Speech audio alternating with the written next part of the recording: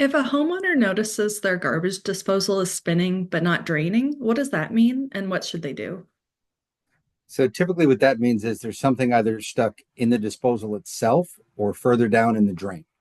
If the disposal is spinning and the other side of your sink isn't also backing up, then it's going to be either right in the disposal or just in the tubular fittings below it.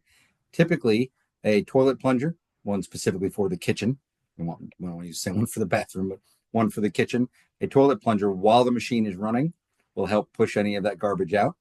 If they notice that both sinks are backing up, toilet plunger is not going to cut it because you're just going to push it from one sink over into the other sink.